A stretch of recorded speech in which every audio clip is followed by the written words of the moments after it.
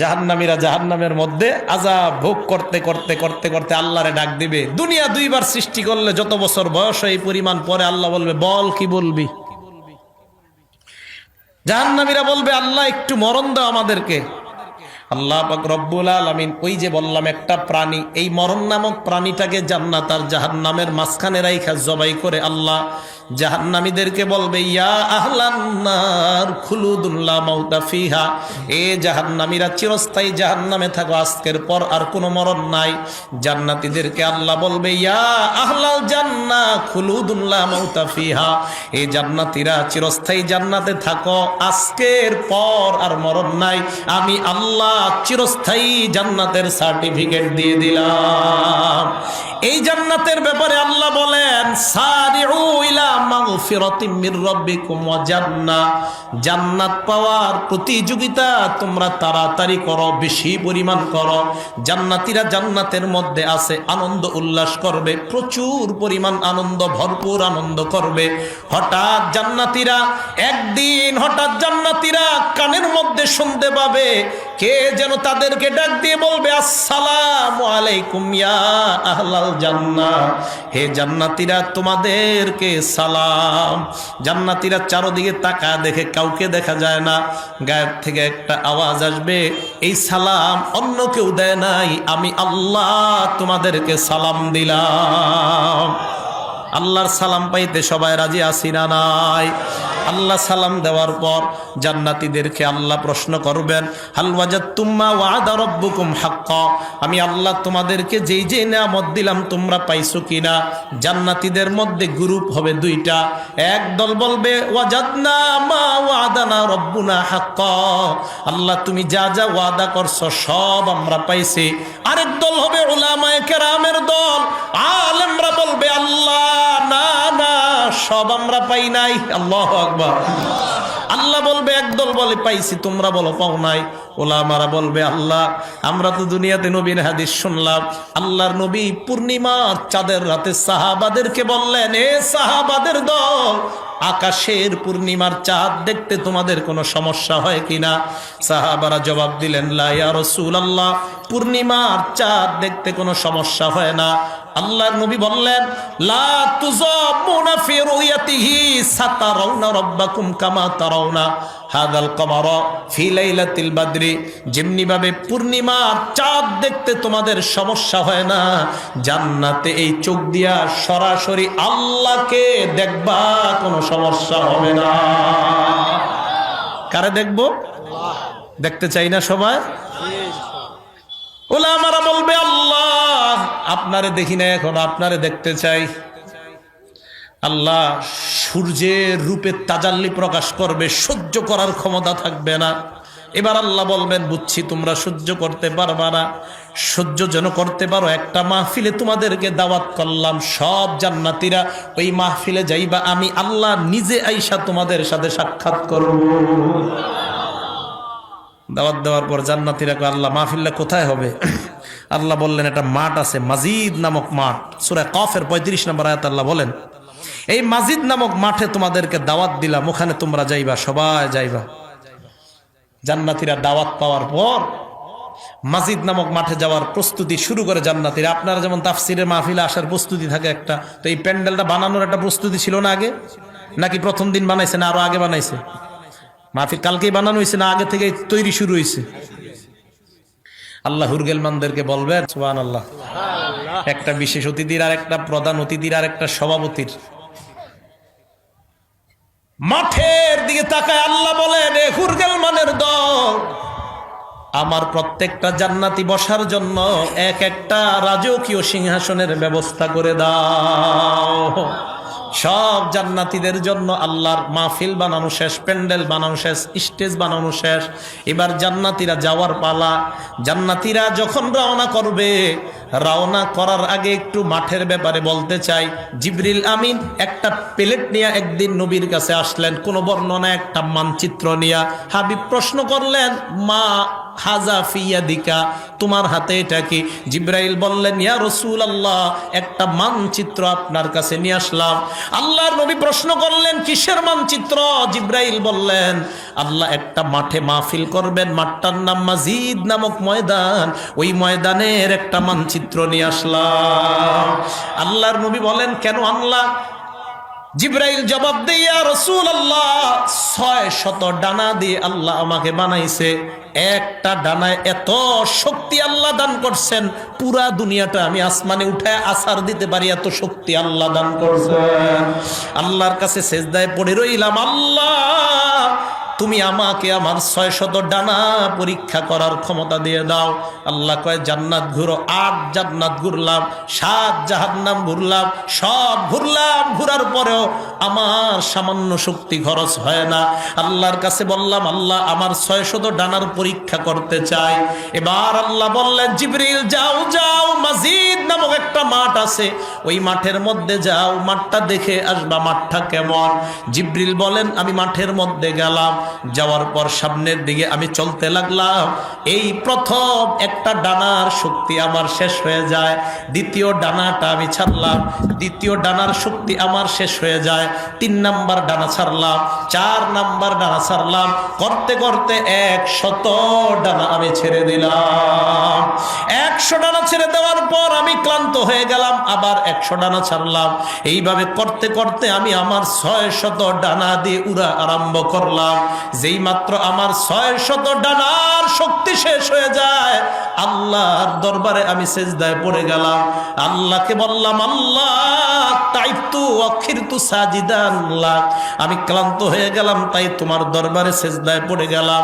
আল্লাহ বলেন, জিবরিল মাথা উঠাও। জিবরাইল মাথা উঠায় আর বললেন, আল্লাহ আমি 600 ডানা দিয়ে এই মাঠটা প্রদর্শন করলাম। মাবুদ, আমার জানতে মন চায় কতটুকু মাঠ আমি ঘুরে শেষ করতে পারলাম। আল্লাহ জিবরিলকে বলে, জিবরাইল ওই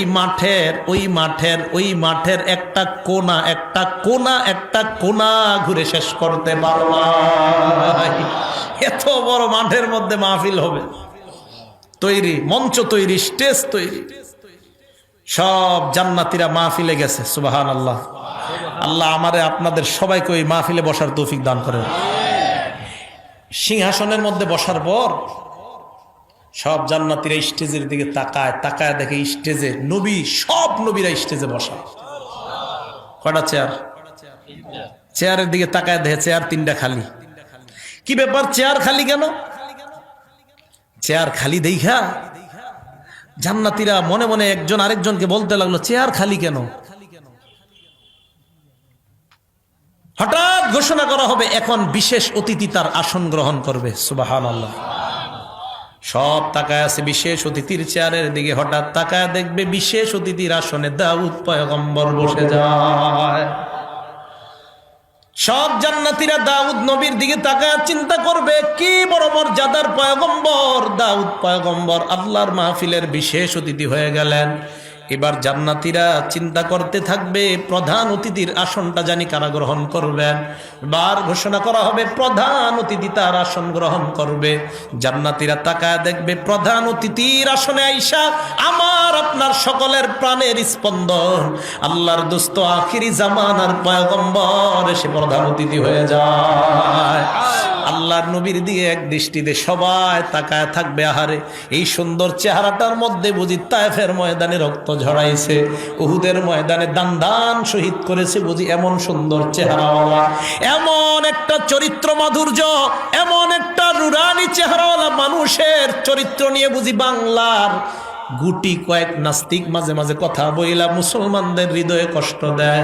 আমি আজ স্পষ্ট ভাষায় উলামায়ে কেরামের সামনে আপনাদেরকে ওয়াদা করাইতে চাই, আমরা মুসলমান হিসাবে আওয়ামী লীগ বিএনপি পরিচয় এটা যার যার ব্যক্তিগত পরিচয়। আল্লাহর নবীর ইজ্জতের উপর সামান্য কোনো আঘাত যদি কেউ করতে চায়, জীবন দিয়ে হলেও সবাই এক প্ল্যাটফর্মে দাঁড়াইয়া তাদের বিরুদ্ধে আমরা জিহাদ ঘোষণা করলাম। নবীর কোন দুশ্মনরে ছাড় দেওয়া যাবে? বলেন যাবে? এই ব্যাপারে মুসলমান এমপি, মন্ত্রী, আওয়ামী লীগ, বিএনপি, জামাত, জাতীয় পার্টি সব এক। নবী দুশ্মনদেরকে কোনো ছাড় নাই। আমরা কি কখনো আন্দোলন করি বলেন? কিছুদিন পর পর খোসা মারে ওলামায়ে কেরাম যেন আসে আর তাদেরকে যেন একটা জঙ্গিবাদের উপাধি দেওয়া যায়, এরকম। আমাদের শেখুল হাদিস আল্লামা আজিল হক রহমতুল্লাহ আলাইহি যমুনা টেলিভিশন চিন্তা করে কিভাবে খোসাটা দেওয়া যায়। ওনারে যদি জঙ্গি বানানো যায় তো কওমি মাদ্রাসার সব প্রায় লাখ লাখ ছাত্র ওনার ছাত্রের ছাত্র, তার মানে আমরা সবাই ওনার ছাত্র। হয়তো উনি আমাদের সরাসরি উস্তাদ, না হয় দাদা উস্তাদ, এইভাবে তো আমাদের উস্তাদ। শেখুল হাদিস আল্লামা আজিল হক রহমতুল্লাহ কাছে আমারও পড়ার সৌভাগ্য হয় নাই, কারণ হুজুর ততদিন বুখারী পড়ানো শেষ, আমি 2010-11-তে ফারেক হয়েছি। তো শেখুল হাদিস আল্লামা আজিজুল হক রহমতুল্লাহ আলাই ওনাকে যমুনা টেলিভিশন কি বললো? জঙ্গি আখ্যায়িত দিতে চাইলো। এটা করতে পারলে সব মুসলমান ওলামায়ে কেরামকে জঙ্গি বানানো যাবে। আমরা স্পষ্ট ভাষায় বলতে চাই, ওলামায়ে কেরাম জঙ্গি না, জঙ্গিবাদের সাথে কোনো সম্পৃক্ততা নাই, বরং থাকলে এদেশে প্রমাণ হয়ে যে কলেজ ভার্সিটির মধ্যে জঙ্গির সম্পৃক্ততা পাওয়া হয়েছে। আসেন, প্রধান অতিথিকে ভুলে গেছে মুহাম্মদ সাল্লাল্লাহু আলাইহি সাল্লাম। তো সবাই অপেক্ষায় আছে সভাপতির আসনটা কে জানি গ্রহণ করে। সব অপেক্ষায় নবীজির দিকে তাকায় আছে এক দৃষ্টিতে, সভাপতির আসনের দিকে তাকায় আছে। হঠাৎ জান্নাতীরা তাকায় দেখবে সভাপতির নাম ঘোষণা করা হবে। সভাপতির আসনের দিকে তাকায় দেখে সভাপতির আসনে আইসা অন্য কেউ নয়, আমার আপনার নবী বলি সকলের সৃষ্টিকর্তা আল্লাহ এসে বসে যায়। সব জান্নাতীরা আল্লাহর দিকে এক দৃষ্টিতে 40 বছর তাকায় থাকবে। আল্লাহ 40 বছর পর বলবে নজর নামাও, হাল মিন মাজিদ, আর কোন নেয়ামত তোমরা চাও? জান্নাতীরা বলবে আল্লাহ আরো কোন নেয়ামত আছে কিনা? আল্লাহ জবাব দিবেন এখনো তো শুরুই হয় নাই। দুনিয়ার মধ্যে মাহফিলে তোমরা গজল গাইতা, আমার মাহফিলেও গজল হবে। মিকাইলকে বলবে মিকাইল তুমি হাম পাঠ করো। মিকাইল আল্লাহর শানে হাম পাঠ করা আরম্ভ করবে। তাকায় দেখবে জান্নাতীরা খালি মুখে বসা। আল্লাহ বলবে খারাপ দেখা যায়, প্রত্যেকের হাতে গ্লাস ধরায়া দাও, শরাবান তহুরা ডাইলা দাও। আমার জান্নাতীরা শরাবান তহুরা পান করবে, তালে তালে মিকাইলের সঙ্গীত শুনতে থাকবে। এটা আমরা পাবো ইনশাআল্লাহ। বলেন সবাই ইনশাআল্লাহ। এটা তারা পাবে না যারা 31st নাইট, কয়েকদিন পর এই 31st নাইটে যারা মদ খেয়ে মাতাল ভাবে সারাটা রাত কাটাবে, তাদের জন্য এই নেয়ামত নাই, তাদের জন্য এই নেয়ামত হারাম। 31st নাইট বুঝেননি? আসতেছে কিছুদিন পরে। এত পরিমাণ মদ বিক্রি হবে আমাদের দেশে, এত পরিমাণ মদ বিক্রি হবে, এত পরিমাণ মদ বিক্রি হবে। এইগুলারে আবার কিভাবে যে কোন দিকে যে যাইতেছে দেশ আল্লাহ জানে। আমাদের দেশের স্বাধীনতার স্থপতি বঙ্গবন্ধু শেখ মুজিব, ওনার জন্য দোয়া মাহফিল করা উচিত। উল্টা ওনার জন্য নর্তকী এনে নাচিয়ে ওনার প্রতি শ্রদ্ধা করা হয় নাই, ওনাকে অশ্রদ্ধা করা হয়েছে। এটা ভক্তি প্রদর্শন করা হয় নাই, এটা একজন স্থপতির প্রতি সম্মান দেখানো হয় নাই। ওনার জন্য দোয়ার আয়োজন হবে, ওলামায়ে কেরাম দোয়া করবে। নর্তকীদের নাচের জন্য এই দেশের মুসলমানরা আর ওলি আউলিয়ারা এই দেশের মধ্যে আসে নাই। এটা ইসলামের দেশ, মুসলমানের দেশ। এই জায়গায় ইসলামী সংস্কৃতি চলবে, অন্য কোনো সংস্কৃতি এই দেশে স্থান দেওয়া যাবে না। এটা হলো মুসলমানের দেশ। সভাপতিকে আল্লাহ বলবে আর কিছু চাও? শরাবান তহুরা পান পর্ব শেষ, আর কি চাও? জান্নাতীরা বলবে আল্লাহ আরো আছে। আল্লাহ কয় শুরুই তো হয় নাই। দুনিয়ার মধ্যে তোমাদের মাহফিল কোরআন তেলাওয়াত করতা, আমার মাহফিলে কোরআন তেলাওয়াত হবে। দাউদ নবীর দিকে তাকায় বলবে দাউদ পয়গম্বর, কত সুন্দর একটা কণ্ঠ আমি আপনাকে দান করলাম, জাবুর কিতাব দিলাম, এই কণ্ঠের মাধ্যমে আপনি জাবুর কিতাব তেলাওয়াত করতেন। আকাশের পাখিগুলা আইসা আপনার পাশে বসে যাইতো, নদীর মাছগুলা নদীর কিনারায় এসে যাইতো। দাউদ পয়গম্বর, আপনি আপনার সুললিত কণ্ঠে জান্নাতীদেরকে কোরআন শোনায়া মুগ্ধ করে দেন। দাউদ নবী তেলাওয়াত করবে তাবারাকাল্লাযী বিয়াদিহিল মুলকু ওয়া হুয়া আলা কুল্লি শাইইন কাদির। দাউদ নবী সূরা মুলক তেলাওয়াত করবে। দাউদ নবীর তেলাওয়াতটা জান্নাতীরা একদিন দুই দিন নয় 40 বছর উপভোগ করবে। আল্লাহ পাক বলবেন আর কি চাও? জান্নাতীরা বলবে আল্লাহ আরো কিছু আছে কিনা? আল্লাহ কয় শুরুই তো হয় নাই। প্রধান অতিথির দিকে তাকায় বলে হাবিব হাবিব কদ আনজালতু আলাইকাল কুরআন, আমি আপনাকে কোরআন দিলাম।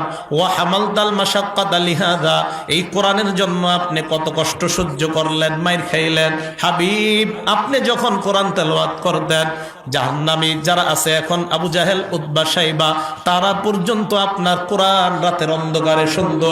হাবিব এত সুন্দর একটা কণ্ঠ দান করলাম, এই কণ্ঠের মাধ্যমে আজকে কোরআন শোনায় জান্নাতীদেরকে মুগ্ধ করে দেন।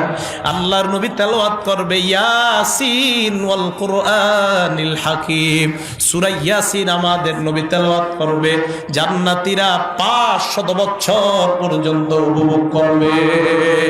এবার আল্লাহ বলবে আর কি নিয়ামত চাও? জান্নাতীরা বলবে আল্লাহর আছে কিনা? আল্লাহ কয় শুরুই তো হয় নাই। এবার আল্লাহ বলবেন ইন্না আরাদনাল আমানাতা আলাস সামাওয়াতি ওয়াল আরদ ওয়াল জিবালি ফাআবাইনা আন ইয়াহমিলনাহা ওয়া আশফাকনা মিনহা ওয়া হামালাহাল ইনসান।